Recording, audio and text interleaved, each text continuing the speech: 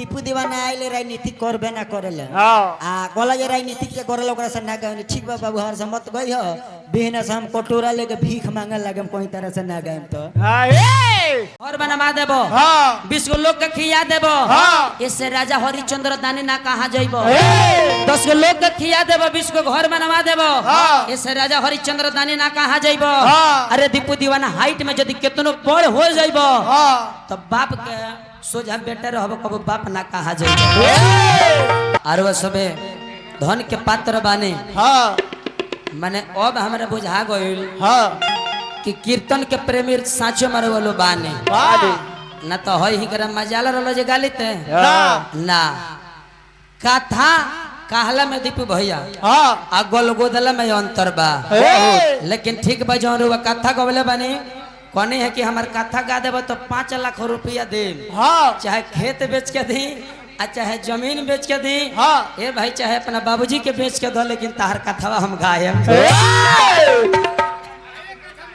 आइए कट्ठा में घर है बा लेकिन कहे को करा पहले सुमंत भैया कि राम नाम रटला से दुख सब भाग जाला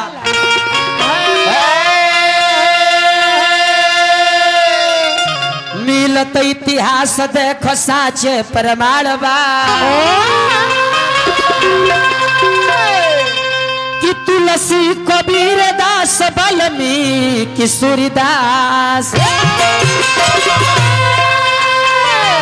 विधव भीतर गइल कहत पुराणवा दीपू भाई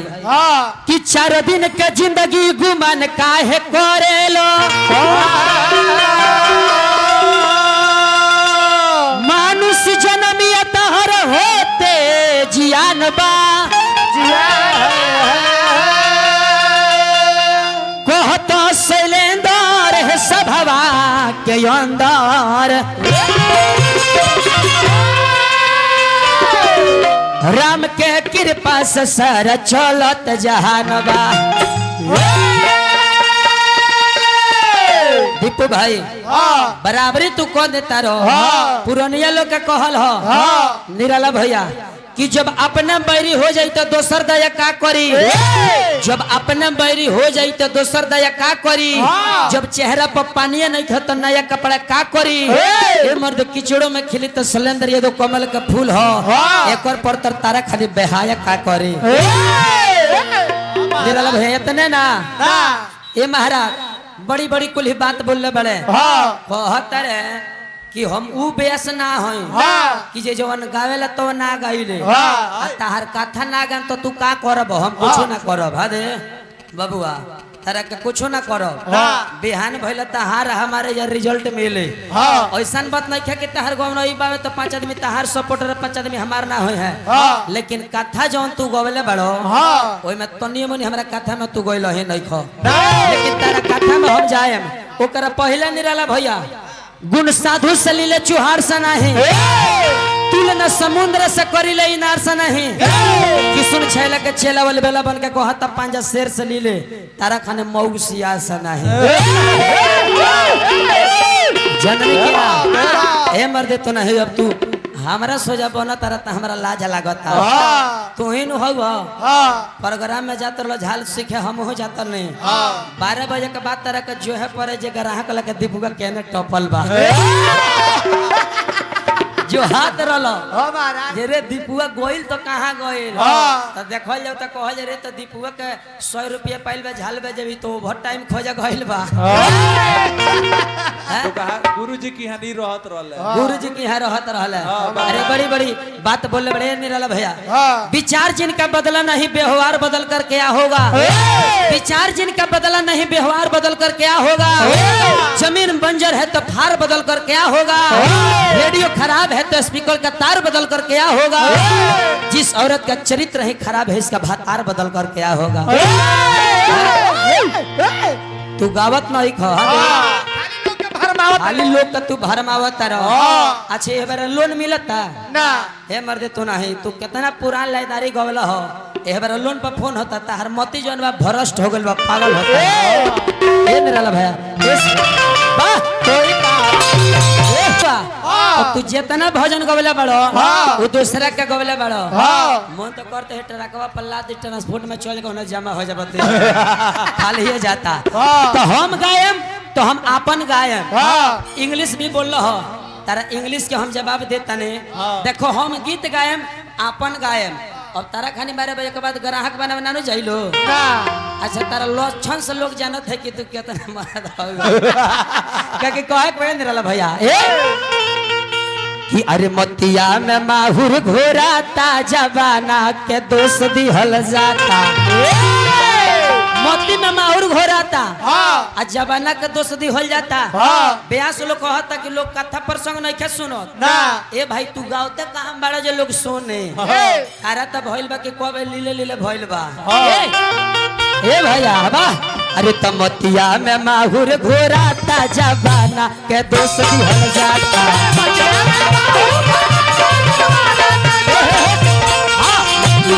घोराता जवाना के दोष दिहल जाता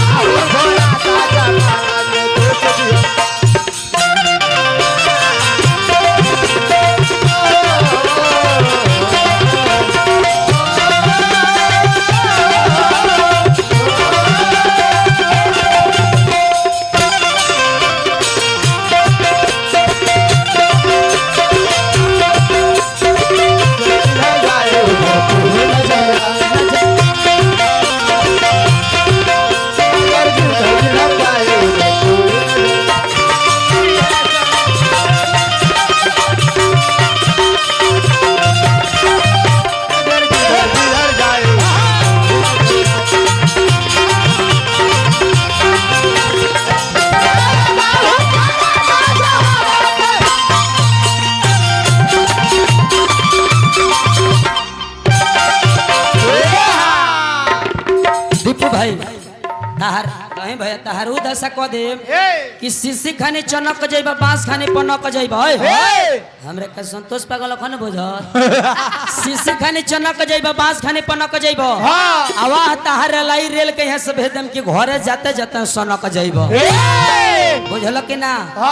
गावो तर गालो गालो। ले माने सगा के अपना घरे चल जा कह तर कि बाबू खिसिया तर हम पहले ही कोने है कि जेकरा के अंगूर धरवा जाला उ पहुंचे धरे लागला तारा के ना डाटाई तो पहले गारा गाड़ी पे उतर गए रहता ओमे कभी ऐसा ना होई हम कथा प्रसंग गाइले गीत गाउन नहीं गाइले हां दे तारा खानी में वही ना गाइले हम ना जल्लक की ना ये खाली के बात है बैठा मुस्कान इनकर जब प्रोग्राम में से आदत छूटल न तो एक खाली के बात है कि लुंगी पहन ले लूंगी हाँ देहिया में ना मुड़िया में कहने को नहीं हमारे ब्रिज किशोर भैया बहुत तरह चाचा चाचा को वही मेरा से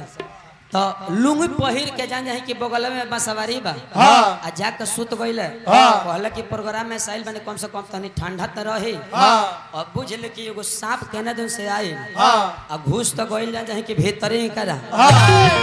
अभी वहां से कूद के द्वार पर भागल बड़े वही बेरा हम पहुंचे नहीं करे द्वार पर कोनो काम से गोइनी तले हाला भई रहे कि रे भाई दीपुआ लुंगी पहिर के सुतरल सांप बिल में ढुक गइल बा बिल में हां माने बुझलो कि ना के बुझलो हम कहनी रे भाई सांप ढुकल बा तो सपेरा बुलावे के पड़ी नु सपेरा के बुलावल गइल आ सपेरा होइले के सुता देहले आ लगले बुझले कि बीन बजावे बीन जो बजावस तो सांपवा निकल के अपन छतारवा निकाल दे अब ओकर सांस टूटे तो बीनवा बजावल का छोड़ दे फिर भीतरिया घुस जा 4-5 हाले यही तो भइल हम कने सपेरा भाई हम कुछ हो जाई नु तो बड़ा दिक्कत हो जाई बड़ी निमल लयदार हम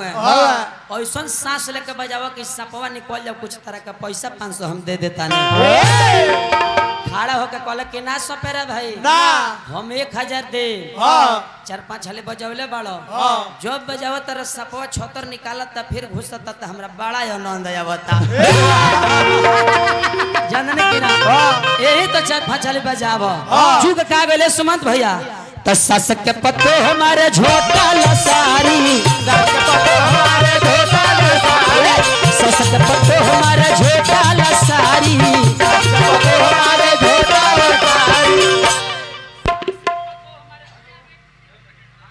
सास के पत्तो हमारे झोटा लसारी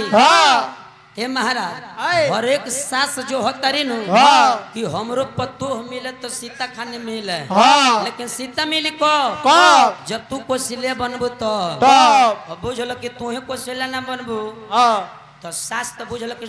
पतो हो तो सुपनखा मिले न जाई निराला भैया हाँ। हमरा दीपो भैया का बियाह भइल बा हाँ, मत पूछी। मत पूछे कहले है कि हमरा एक खाली कहले है कि बियाह नहीं का भइल हाँ। एक खाली कहत रहे कि एगो हमरा लड़की बिया हाँ। हमार देवापुर बियाह होता हाँ। एगो लड़की बिया ओकरा के साइकिल दे दे तो हम पूछत नहीं जब बियाह नहीं के भइल तो लड़की साइकिल चलावे वाला भइल कहां से बियाह बागड़ बियाह से बड़ा मर दे तो सस के पत्तो हमारे झोटा सारी भव से भसुर में सुना तगारी भवेलो भसुर से सुना तगारी इतने ना बबलू होता बा भवेलो भसुर से पिटाता जबाना के दोष भी भवेलो भसुर से पिटाता जबाना के दोष भी हल जाता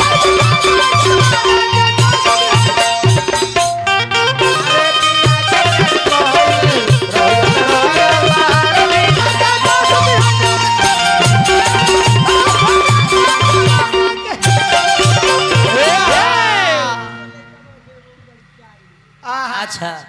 हमरा के मिठाई हमारे चाचा हने बोले ना हम केहू के ना दे चूसब लॉलीपॉप चूस हमरा रहा रहो ब्यास हलो कोई ना रहलो ब्यास के चुसाई निराला भाई चूसब लॉलीपॉप चलिए हमरा कान्हा रथ लाइट हाउस नोट रथ और रोड लाइट के लिए नंबर मोबाइल नंबर बोलते हैं हम प्रोपराइटर ददन प्रसाद गुप्ता पाता वार्ड नंबर 20 पूर्व मुहाला ब्रह्म स्थान सोनार टोली मीरगंज हाँ मेहरारू से बिया भइल बा राहुल अच्छा बड़ी बड़ी लयदार बने रहा बा। एक घड़ी जुग का मिठाई के दुकान बा फोफिया का बा हाँ। तो हे फोफिया का तन एगो रोल गोल ना दे दे आय दूध कट्टू बनी अरे वो चौधरी जी आ ऊ कहाँ हुआ एगो बात वहाँ के का है वहाँ के का है कट्टू हो दूध कट्टू हमें भइले हमें हाँ तब का अरे चाचा चिन्ह फोफिया चाचा चिन्ह हता मुस्कान हाँ। देखो हम पहले ही कहला कि मुँह लगावे पहिया वजन होला हम सब कहो के मुँह लगावे के ना चाहिए हम मजाल हो के सोलंदर जे दुख से केहू झुरा के बोल दे दुगोला होला फिर हमरा चाचा पुरस्कार दहने फोफिया मिठाई दुकान बा हाँ ए महाराज तनी दो मिनट रुके हे जे बैठे के बा ए महाराज जुग का हो गइल बा का आपन कमी लोग के नहीं खेलौ को ना। अपू गौनई जी स्टार्ट होवे क बजे का 3 बजे नु हाँ। तई गौनई के बुझलो के जतरिया लइकाई होला सियान होला बुढ़ापा होला हाँ। तो माहौल हम कटकरी लेके ओ जगह पर चलत नहीं हाँ। एकरा बाद हमरा दीपू भैया लास्ट करी हैं हाँ। दूसरा के माने लोग दुख से जितना खुशी से खुश नहीं खेनु उतना लोग के दुखी से खुश रहता नहीं रहला भैया ना अपना दुख से जितना लोग दुखी नहीं कर रहता उतना दूसरा के खुशी से खुश रहता वे लोग जे में के हमारा ब्याह जी बाड़े हाँ। ई कथा का गवले हैं तारा कथावा के हम